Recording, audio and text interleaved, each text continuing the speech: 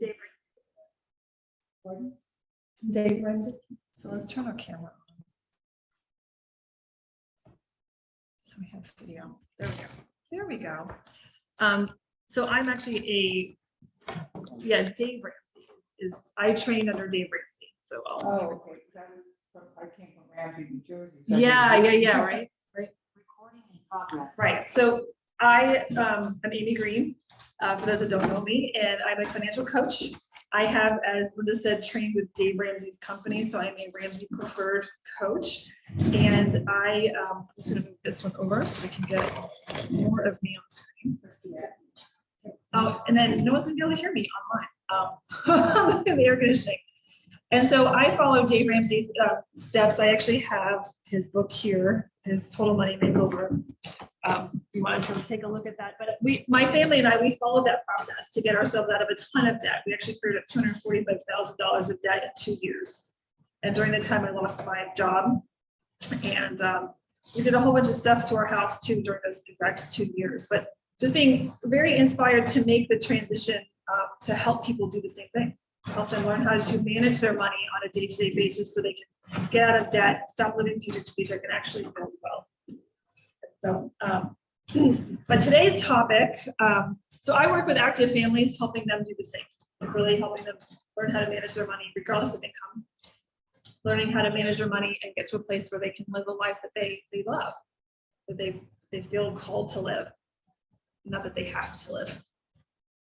So I actually am very passionate about today's topic, which is all about, getting your ducks in a row. So taking care of all of we call it the business of dying. And it's all of this stuff that happens that we needed to make sure that we're taking care of as we approach the end of our lives. And it seems kind of morbid, and it kind of is, but if we don't take care of it now, then our loved ones are left kind of stranded, like figuring this out on their own. Does Papa have a will? Where did he put it? Nobody knows. Like, where's his stuff? We don't know. So taking care of all of it now is so important. I think of it as an act of love towards our family to take care of it. And so we're going to dive right in. You've got a checklist of all of the documents to put in your legacy box. We'll talk about that towards the end. But it starts with the first couple of documents in the on that checklist, where we have our last will and testament. So this is all part of estate planning. And a lot of people think, well, I don't have an estate, right? They think they need to have some kind of like $40 million rooms in the estate. And that's not true. You can have an apartment with a futon and you have an estate. And so we all need to make sure that we're spelling out what happens to ourselves, our physical bodies, our belongings, and then if we have children, what happens to them upon our death. And so the last will and testament does it. We name an executor. You always want an executor and a backup executor. So someone who's going to actually execute what you've stated in your will.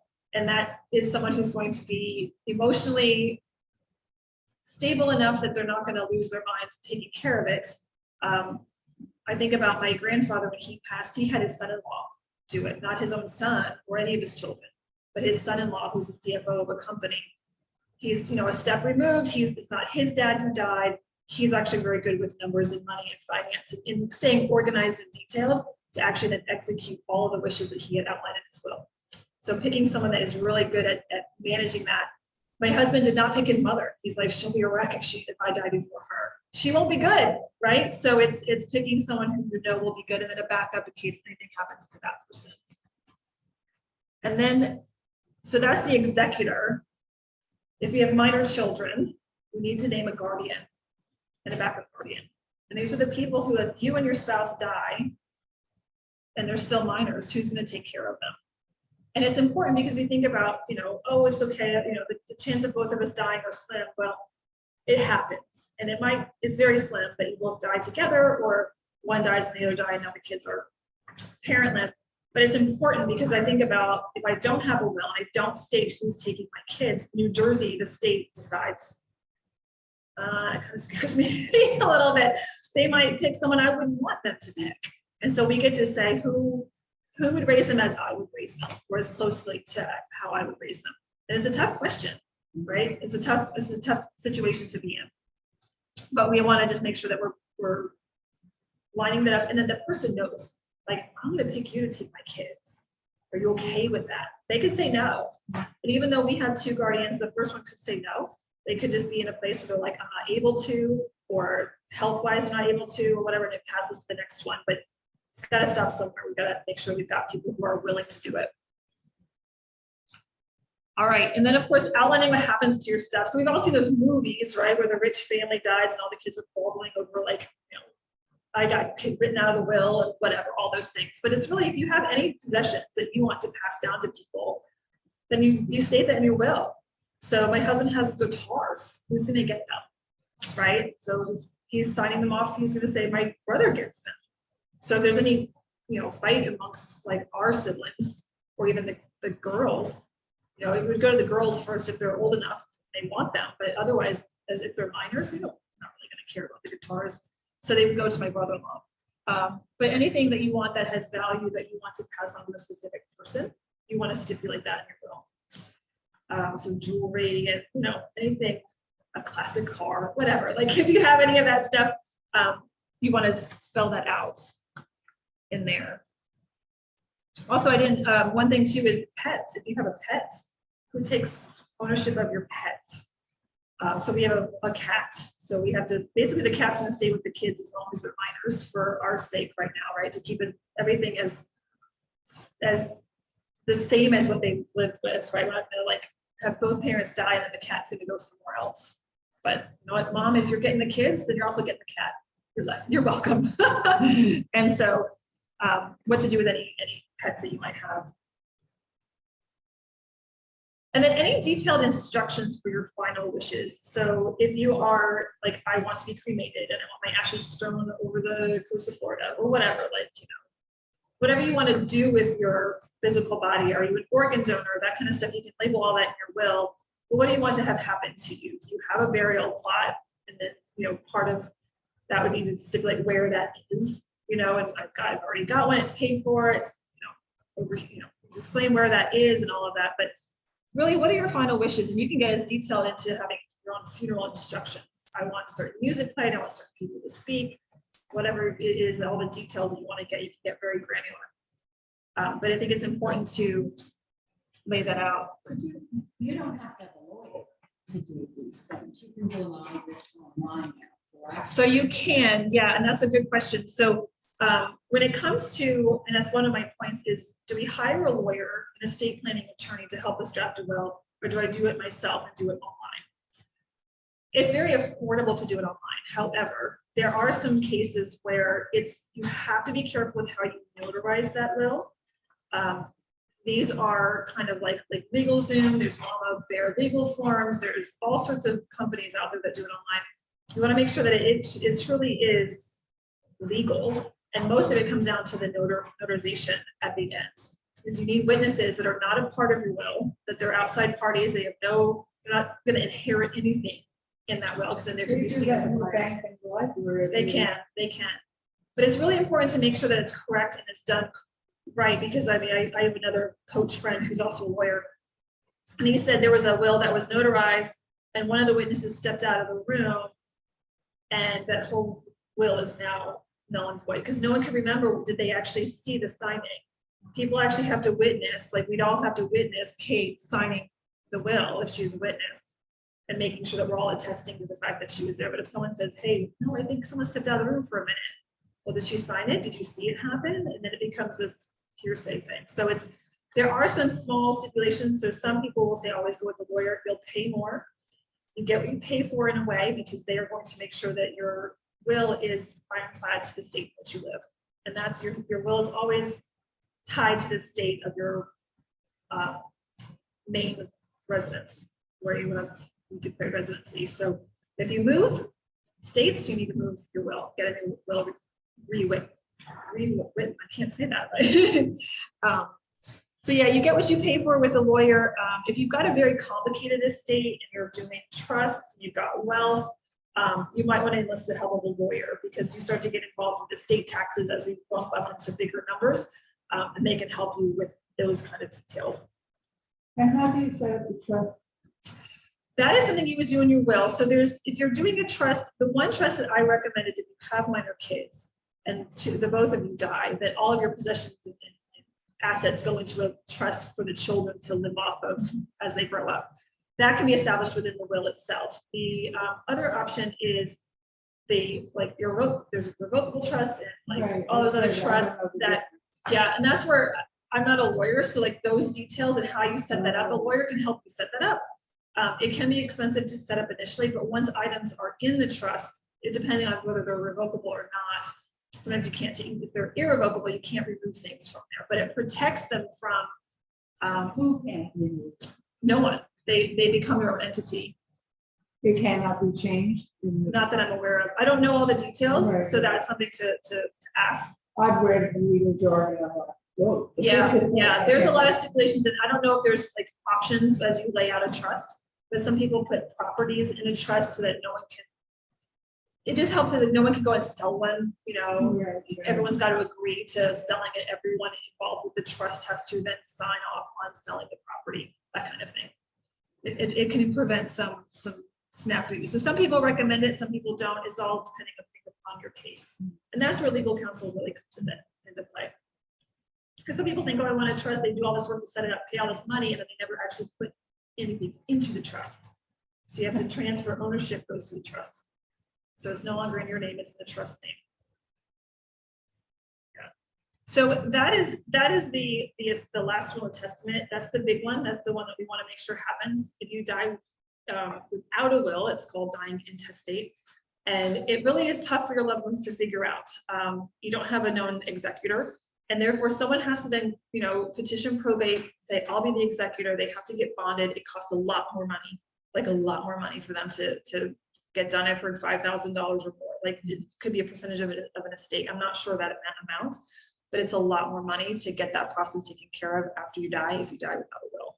So you might pay a lawyer a couple $100, maybe $1,000, but now you're saving money on the back end when you die. So that way, and then again, with probate and dealing with like minor children or any of those other pieces, that's a process. And I don't think our courts move quickly. So I come from a family that don't believe that they should have to do these things, that they leave it for the people. Like my mother had terminal lung cancer, and I didn't even know where the will was. And whenever I brought it up, she would say, no, don't worry about it. And it was a nightmare. So it's well worth the money. It's well worth, it's really caring about the people you leave behind. Yes, you'll be gone. You don't have to deal with it. Right. But those that are left behind do have to deal with it. And it is a mess. Right. And the state can take things. Oh, yeah. Very easily. yes, So yes. it's really Yeah. important. And I went to an attorney and paid top dollar and had a will and all the stuff. And I just briefly went to it. Then I looked at it like maybe a year later, I said, she put the wrong addresses. These people are not at this address. And I called like 7 times. No answer.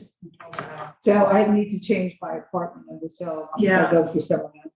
Right. Well, and it's a living document in Yes. a way. Like my executor is gone now, so it has to be changed. I have 2 people that are Yeah. no longer alive. So Yeah.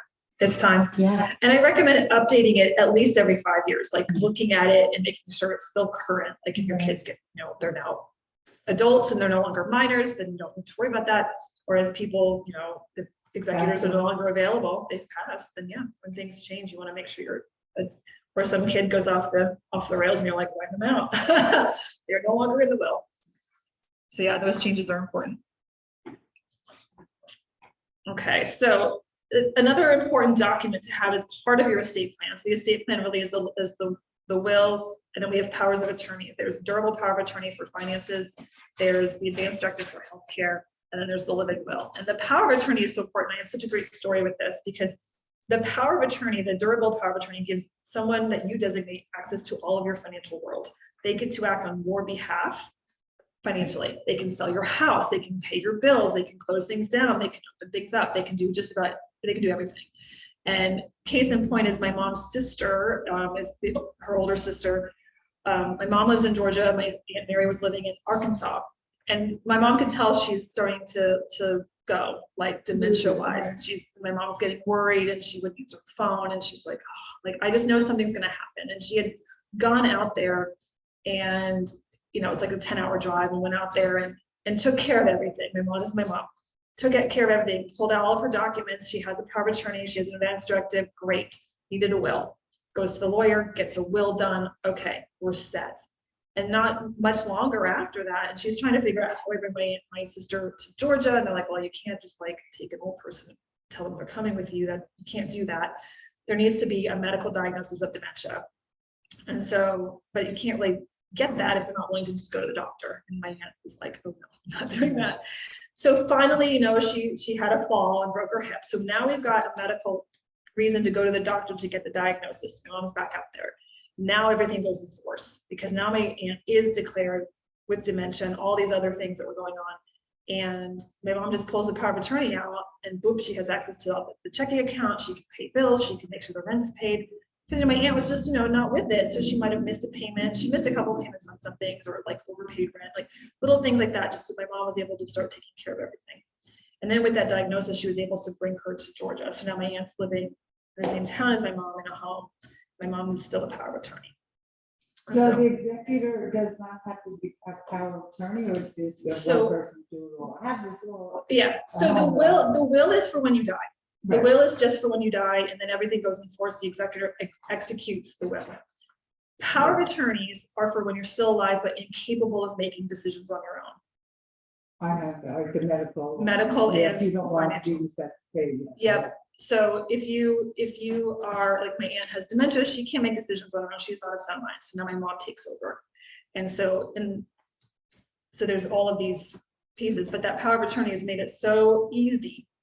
She doesn't have to wait. If you don't have that power of attorney, it can take months to petition the bank to have access. And they have to get all these, you know, documents, and it can take forever. And by then, like they kick you out of your apartment, like what's happening, what's going on, your services get caught up at home. And my mom had to keep things going in her apartment because yeah, she was moving, but my mom had to go back out a couple of times and like pack it up and move her out. And like, it's going to take a while to get it all done. And so, yeah, that power of attorney is like a lifesaver because it just kind of gives you almost instant access, to be honest. And it's good I don't know if you can have a backup power of attorney on that document. It's probably a good idea because there is no backup power of attorney for my mother. So if anything happens to my mom, she would put me on, but I'm not on that form. And my aunt is now, you know, diagnosed with dementia. There's no way she could sign it today to add me.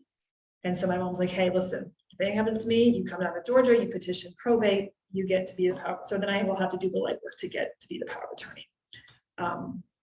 And we've already worked that out with all of my aunt's stepchildren. So it's like, we've already kind of crossed that wall, that barrier, but that's important. Then the advanced directive or the medical power of attorney is someone you have as your healthcare proxy. They're just someone who's going to make healthcare decisions. They know how you want to be treated in the hospital, yes to surgery, no to surgery, whatever the case may be. Things like DNR, like do not resuscitate.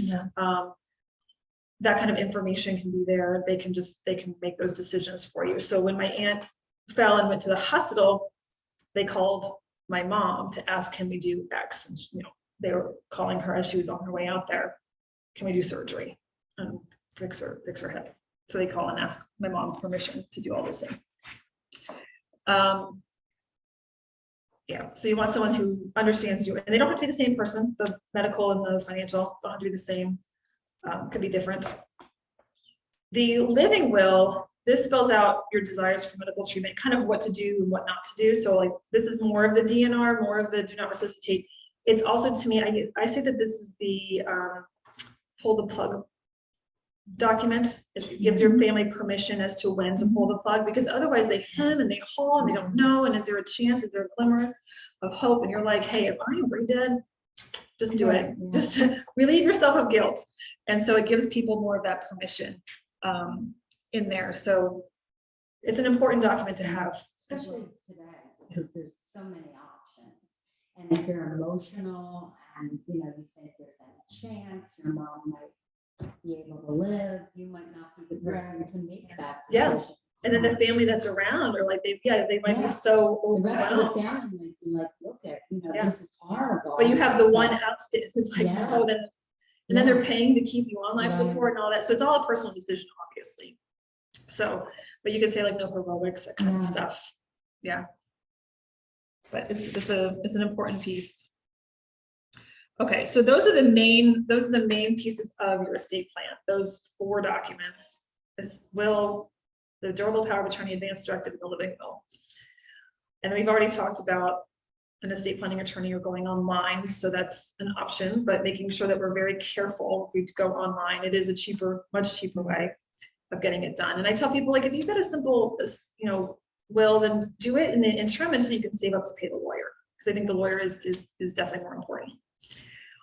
I want to share with you guys that it's so important to share with your family, like, and looking with your mom and everything, but being communicative about your will and what's in your will and who is the executor and and when you have the will, like you have minor children, like we're going to form a trust if anything happens to me and my husband, a trust for our kids. There's a trustee to manage that trust for the kids, as well as a guardian. Now, who is the trustee? Whoever you designate. Oh, so it's not the bank or a lawyer? Some people do put like their advisor, their financial advisor. Is that ideal? I don't know. I would pick someone who is close enough to that knows how you want to manage money. So like my mom is going to be our guardian for our children and the trustee. I trust how my mom manages money. Now, why would it be your mom? Because you're young, she's older. Would you want someone younger? Well, we're in that position right now where we do need to find someone younger. Yes. And we're struggling with who right now, because we look at our siblings and we're like, none of them. Right. For various reasons. And so Well, now we're very going, honest. and now we're going outside of family and like, well, which friends do we pick, right? And so it becomes a This piece. is why people don't do it. Yeah, they just don't do it. It's so And I will much- admit, yeah, it's I admit crazy. we are dragging our It's feet. hard. It's hard because there's a lot involved. I am very big on certain things with health and nutrition and like the way I raise my children that like other people are like, yeah, it's okay, Yeah. whatever. It's just everyone's got different values, different priorities. But I think it's so important to share this with your family. Share it with them before you go, because let's get the arguments out now. Let's get all this taken care of. You're the one setting the tone of like, this is how it's going to go. And you don't get to choose. It's my choice. And so, but laying that out in advance, like, telling like my mother-in-law, you're not the first choice on guardian. I mean, I think she might be secretly relieved because she's already 72, but it's like letting them know, like, here's how it's going to go down. It's so important just so that they know in advance what to expect. I have a family member who I haven't seen in 25 years. I don't even know where they live. But anyway, when you pass, if you don't, can anyone, if you have a will and all this paperwork, can a family member, a distant family member, have access to anything and fight that will? Or do you have to leave like $1 to everyone to make it legal? Do you know what? No, you can Yes. choose. You don't have to leave any money to anybody. You can leave it to a charity. You can leave That's it what to. my attorney told me, but since she was made a mistake. Yeah. I mean, you can leave it. I think was it Zsa Zsa Gabor left it to her dog or someone like something really insane. Yeah. So you can put the money somewhere and be like, you ain't getting any of it, kids. It's going to a charity, or you can write out the kid who like didn't quite make it Right. well, and like, she's like, no, don't do that. But it's like, if you know that little Johnny is going to get all this money and make a mess of his life with it, is it smart to allow him access to it is the question. So it's, That's what you might have an addict on frustrating. your hand and like, do we fund the addict addiction, or do we not, to maybe put in a trust until he heals or something along those lines. So, and there's all sorts of stipulations with the will too, like with special needs kids, like creating a trust for special needs, and like, because they might need, I have my niece and nephew both autistic, and they're going to need care for life. And so how do we fund that, going into perpetuity basically. And so there's lots of nuancy details there. The good news is if you have no money, you don't have to worry Right. about some of these things. Mostly. But you You still do have to just still have the need- basic documents so that your family can clean up, their estate, just make it easy. Yeah, well, we're talking, let me ask you then, just an Sure. aside. So what makes better sense? I know you're not a financial advisor, to have, let's say, a money market account, I'm just saying that, Yes. to put that in someone's name who you want, or with you on it, on that, or to do a beneficiary. So that's a good question. So with financial assets, it's important to name beneficiaries, because the beneficiaries on like a retirement account on a life insurance policy will supersede the will. So even if you say all of my belongings go equally dispersed to my children, but my beneficiary is on my life insurance is the public library gets your life insurance To pay on death. to pay on death. She's like, not a bad idea. Yeah, Um, we keep waiting for that. And so, don't get rid of these tables. But it's, yeah, so the beneficiaries, so double checking the beneficiaries is so important to make sure that they're still accurate. And then if you have minor children, you know, when you create a trust, the trust will be named in the will, like, you know, trust for Lily and Eleanor, or whatever it's named. That needs to be named as a beneficiary on all these documents. So it first goes from me to my husband, and then to the trust for my kids until that they're old enough to receive it outright. Yeah. So if anything, you know, all my life insurance will go to my husband first, and if he's gone, then it will go to the girls, to their trust first. So updating those and making sure they're all accurate, because beneficiary is super simple. Good point. Thank you for bringing that up. Yeah.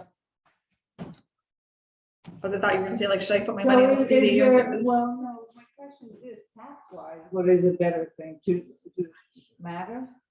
Tax wise, if I have my nephew and myself on a CD, is it better? And he would be a beneficiary, but what is the point? Like, is it either or is it both? So it goes in order. So if you have a CD and all of that money, like upon your death, and your nephew's the beneficiary, 100% of it is given to him. If he's a minor, I'm not sure what happens to it. If he's a minor, that's a good question to know, but you could pass it on to him and he would get it. And maybe it goes into a trust until he's an adult. I don't know that one piece of it, but if you have multiple, like I have my husband, so like of life insurance, 100% of my husband's life insurance comes to me. If anything happens to me, then 100% of it goes to the trust for my kids. Or before we had kids, after me, like it could go split between his parents and my parents, right? Or something like that, or all just both his parents. So it could be just different ways you can stipulate it. You can stipulate 25% of it goes here and 25% goes there. So you can make it like, if you have 4 kids, and you could say, okay, well, now they're all adults, just split it, you know, 20% to each of the 5 kids, however you want to do it. So you can stipulate that on the beneficiary form. Yeah, good point. And for taxes, the big part of taxes is when you get to a level where estate tax comes into play, which is in the $11 to $12 million mark. Oh, well, So- we don't have to discuss that. We can pass unless I win the lottery. Yeah. So, but there are, you know, that's what, and we never know with the administrations, like as people change in Washington, they change those laws. So I think Trump raised it up to close to 12, and it could go back down because the government wants, you know, usually they want to tax their money, and there's a tax on death. Death, it really should be called death tax. But that is something to There's consider. a tax. Well, it's estate tax. Oh, okay. Estate tax, we should just call it death tax, but they call it estate tax, so it's not so morbid. Yeah, so sharing everything with your family now, instead of having them quarrel and fight when you're dead, and not be, you know, then they hate each other, they don't talk to each What other. happened to my family, the whole thing split with my grandparents' death. It Because of causes, no will. oh, wow. In families that can be so close together, Yes. it is amazing. what It can just. happen. It is. Oh, Sometimes the most dysfunctional families are great, and the families have been such a close unit, and everything just falls apart. And one thing I want you guys to really think about is to get organized. So it's one thing to do all this work, but if you hide your will Yeah. and bury it in the backyard, or who knows where people put it, or you don't know. One thing is I like to say no copies of a will, because copies, the probate court will not be able to know was a new will written since this one. Oh, that's very Actually, so my interesting. estate planning attorney here in New Jersey was like, no copies, none, because it gets confusing. When everyone shows up at court and they're like, well, I have a copy and I have a copy and I have a copy, are they the same copy? When were they done? Where's the original? And they want the original. And usually copies, I think in New Jersey will be thrown out. So you want the original, you want the original. And so to get organized, I recommend having one of those black fire, it could be any color, I guess nowadays, but those fireproof and maybe waterproof boxes, like a safe for files and paperwork. Some people have bigger safes, some people have little ones, but putting it in a place where it's not going to get damaged if anything happens to your house. So fireproof, waterproof, safe box. Yeah, I was gonna say, what about safety the box. Is that truly passe now? It is, it is. I Because, still have them. yeah, but you know what? A third party has access to it. The bank. Yeah. And do we trust that? And so we just want to make sure that we're just keeping it one place, and they're usually locked. These security boxes are usually locked with a key or a combination, and that your executor or executors know the combination. So like my mom's our executor for both my husband and I. She knows where the box is. She has Got a the lot key. of pressure on her, But doesn't this is my mom, this is why my mom's gonna be a saint.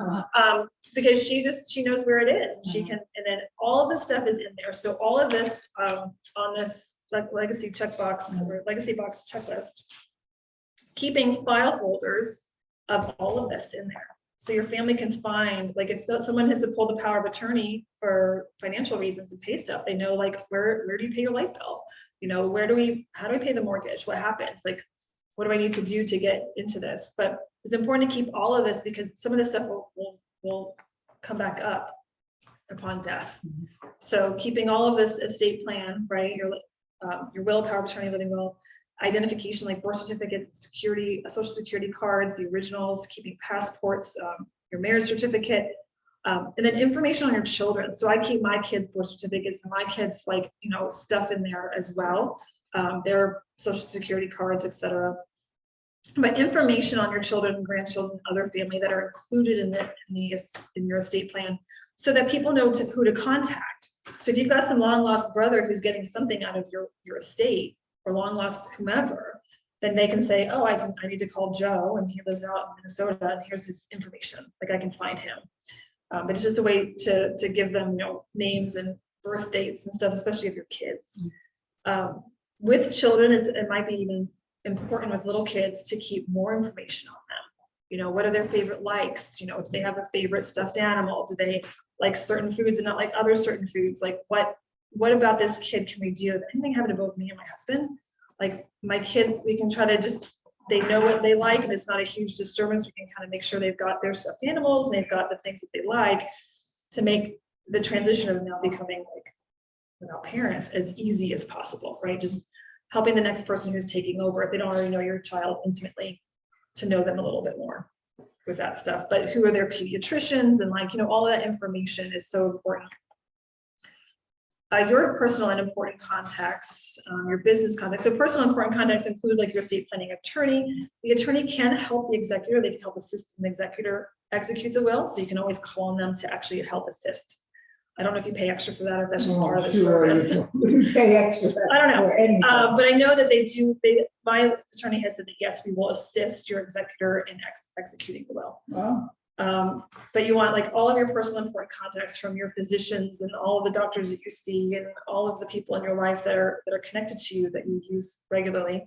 And then business contacts. If you have, like I have a business, so I have business contacts there that my husband might need to contact if anything happens to me. Copies of your life insurance policy, your car insurance, your homeowners or renters insurance, and then other insurances like long-term disability, long-term care, health insurance, umbrella insurance. Why would you need the umbrella? Why would you need to have a copy of that? So umbrella policy, I have one. yeah, But why? Because I had a house and I never got rid of it. That's why. Right. If someone was in my driveway and got hurt, they wouldn't take my assets, so it would cover me. it covers you. It gives you extra protection over and above what your car and your homeowners will cover you. So when you get an umbrella policy, you usually have to increase your liability on both policies to 500,000, but then the umbrella will kick up from 500 to whatever limit you set. So I we don't have, know why I have it now. Yeah. well, but what it does, you mitake it, so it's really based on your net worth too. So if you have a net worth that's approaching $1 million, you want at least $1 million of coverage so that no one can take, because I think in some cases, like a car accident, someone sues. But I'm in an apartment now, that's what I'm saying. Why do I have it? Well, but you could still get into a car accident or something could still happen. I mean, it protects anyone from suing you in New Jersey. They can sue for anything. Oh, yeah. Your hair color is offensive, so sad. So that's, But certain things like that. But you can go up higher. You can have 2 million. You can have more coverage as your net worth increases to protect right. your net worth, to protect your assets. There's ID theft protection. So all of the insurances that you want, that you want to just make sure that you've got copies of them. If you have specific funeral instructions, great. you served in the military, keeping those records just to be on the safe side. Any bankruptcy paperwork is important. Personal and business bank accounts, retirement accounts, investment accounts, like all of that is so important, because my grandfather passed away, and oh my gosh, he had money squirreled away in like all sorts of different funds. Someone found It's like- $50,000 in someone's house that I know, just in a Cash. shoebox, and Yeah. behind a drawer. I said, "This is nuts." Yeah, but if you've got accounts, some people have investments and savings accounts and things just all over the place. Well, okay, keep all those statements just so people can find it. Yeah, I'm like, I call people squirrels. I'm like, what? Now you can't. When you go back, the squirrels can never find where they claim with their nuts. And they're like, where? I Put it said, in a safe place, and then you can't find Yeah. it. in a safe put place. it here. No, I can't find it. But information like if you have college funds for your kids. It's like, because we with the growing, son was calling me because he's in the military, basic training right now. So I just remember, I got some cash in one of the boxes. I hid it in my closet under this and this. And I completely forgot that there's a $400 extra. Do you mind, can you put it in my bank account? Well, lucky you remembered. I told him, but he just like randomly, like, I just remember I have some cash. Can you put it in my bank account? Yeah. Mhm. And it's important too, like if you like the cash idea, I mean, you have to be very careful, because if you die and you've just got cash stashed in your house, like your Until they sell creepy the family house. might come in and like find it, and they can take it without anyone knowing that it was there. And so it's a little tricky, that one, but yeah. And some people, I know there was a story, and I don't remember who this person was, but someone was a major hoarder and kept cash to the tune of like, I mean, like probably like 100 grand in the house. Wow. But they were a hoarder, and people were like, oh, let's just get rid of Let's all of it. just Let's basically burn the house down. Hire the company. and Yeah, they'll but take someone's everything. like, no, we're gonna go Yeah, through this, thank and they goodness. found a lot of money. Wow. Yeah, but you don't want your family to like clean up this mess, like, Yeah. yeah. So all of the information here, so, home ownership records, do you own like rental properties, keeping all that information there, car titles, tax returns. So all my tax returns for 7 years are in my box. But why do you have to keep that? Well, we should Why do they know? We What? should keep it anyway. So I mean, let's I just do, keep but it someone safe. told me 3 years. not 7. I've heard 7. I I've heard used it. That's what it used to I be, think 7. it's great. Yeah, Yeah. interesting. I mean, most of it's now digitalized, Yeah. like it's all digital. So I don't know if it lives on the cloud or something somewhere, but I want to keep, personally, I want Yeah. to keep it for 7 years to be on the safe side. Do you have a monthly budget? Keeping a copy of that is important. Obviously, online accounts and passwords. Online accounts and passwords. Why? Yeah. Why it is important to have tax returns? I don't know. I mean, you keep it because you you keep get it. audited. They, You keep you it have for record, but I audit. don't know why. And I you think do the it. IRS can go back. IRS can go back 7 years, Uh-huh. right? Is it that they can go I back don't that know. far? They They have can the audit. worst. The IRS is in big trouble. But what if, you don't have a lot of money and you're actually in trouble? Is that gonna be left for your kids to figure out all So this if stuff? you have debt, and like, let's say you have a lot of debt and then you pass away, Right, your debt is wiped out. yeah. Your That's debt what is I Did all- it like that? Yeah. Somebody told 10 me. years this from now, I'm gonna buy a lot. But somebody told me that this could go on to your children. Well, what happens is your debt's not wiped out necessarily. They use whatever's remaining in your estate to pay it off Oh, first. all right. It's not like you just get this debt forgiveness. They'll sell your house. Yeah. I was wondering if that. No, was- yeah, so they'll sell your house, they'll sell everything, Yeah, and then your okay. creditors get paid first. If there's anything left over, then that gets distributed. Right. So obviously, like, yeah, you're sorry, we're gonna cancel your plans. for 2 Right, years from yes. now. Absolutely. So, yeah, but other debt would just, once the estate is done. So like I've met with couples, I met with an older couple that when they're like mid-70s and struggling, like they had a ton of debt, and he's like, oh my gosh, should we file bankruptcy? I was like, no, because it's gonna go when you just stop paying it, let it go. Like, do you need a credit score? Do you need anything right now? No, just go and live your life. Like, don't go into more debt because you can't, because you're close to bankruptcy, but this doesn't really pay to expunge it. You pay a lawyer to file So they bankruptcy. were gonna file bankruptcy. They were gonna in file their bankruptcy 70s? in their Interesting. 70s. And I'm They like, owned a well, home? I think they were renting. Uh-huh. And so you file for it, and then are you getting chapter 7 where it gets wiped out, or do you get chapter 13 where you have to repay it? Uh-huh. Or why don't you just ignore it and let your estate handle it? So different ways of handling that. And everyone has a different way of thinking too, so. you Yes. can't Yeah, force definitely. people. And Yeah. what is happening with the house? For example, you're in the middle of Yes. payment, right? What's happening with the house? Your kid's gonna get the house and they have to take care of the payments, or the bank takes it back? So right now in my situation, since we have minor children, that house would go into the trust for our children, and the trustee would then decide what to do with the house. So, I'm thinking my own like initial brain goes, if anything happens to me and Walter, my mom moves in and she just moves in for a little bit, 6 months or so, like my parents might just move in. And they kind of wait till things settle down, right? Because it's hard to make decisions when you're You like, can, when you're yeah, when you're emotional. So you want to decide what's going to happen to the children. Do they stay in New Jersey? Do they move? My parents live in Georgia. Like, did they make that change? But give it some time before you make this decision. But if you die and like your kids are grown, then it goes into the estate and the children decide. So my grandfather passed. All 5 kids were like, yeah, sell grandpa's house. We don't need it. And so then they got together and they sold it and they split the proceeds. So it depends on what situation you're in, like what would happen to it. Yeah. But he didn't stipulate that. That was a decision that they made. That's a decision of the children. You can stipulate that it's sold. Yeah. You can stipulate that it never gets sold, Yeah. and then no one can sell it. So you can stipulate that in the will. It's a little detailed. But the house was already paid off, right? Oh yeah, my grandmother. Okay, what is the house is not paid off? Then what happens is someone that either the estate keeps paying the mortgage, like they take the funds from like whatever retirement accounts he has got or whatever, they decide how to keep making the mortgage payment, or they sell it and just pay the bank off and move on. So it depends. They can be paid off with the remainder of the estate. So like if life insurance money or something happens, if there's still life insurance at that point, or the estate has some cash and they could pay off the house, they pay off the house and keep it, if that's what they want to do. Yeah, lots of options there. But yeah, keeping all of this information, if you do have any loans or mortgage information, the online accounts and passwords is key. And so that's huge, right? So I think about like my husband has his Amazon account. I don't have access to his Amazon account. Do I have access to his phone? Like we keep the same logins for our phones, so we can get, but could he log into my computer? Does he even know how to like in my laptop? Could he get into my Facebook and shut that down?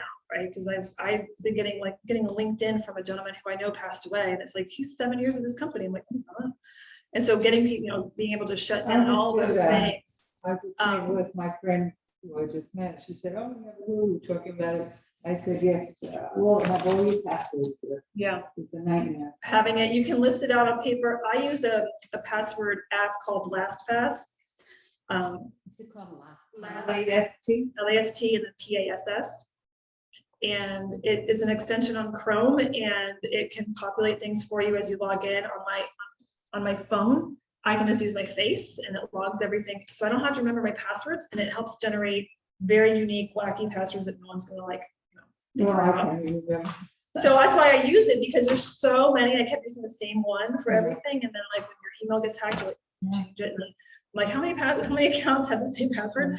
So I've just started to use that. And it's just been so like in our legacy box is my master password for LastPass.